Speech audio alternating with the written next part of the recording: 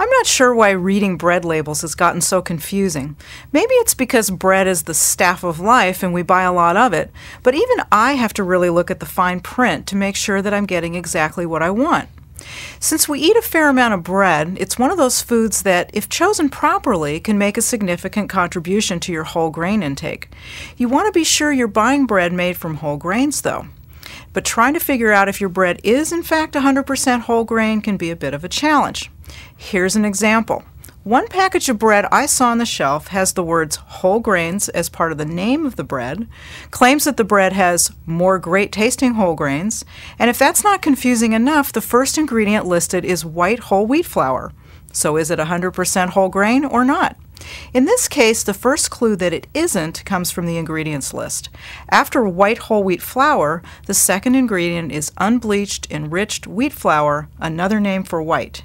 If you're searching for 100% whole grain, and that could be all wheat or a mixture of several grains, you need to look carefully at the ingredients list. The bread should contain whole wheat flour as the only flour, or if it's a mixture, look for the word whole before the name of the grain, as in whole rye. If you see brown rice or oats on the list, they're whole grain too. Bread that's made with whole grains can be labeled that way, but it may actually contain only a tiny amount of whole grain. Multigrain doesn't mean whole grain. The bread could just be made from a mixture of grains and not all of them whole.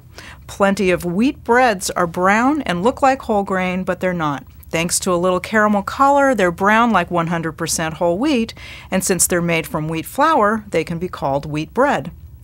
That white whole wheat flour actually is a whole grain. It's milled from a type of wheat with a light color and a mild flavor, but the nutrition it offers is very similar to regular whole wheat flour.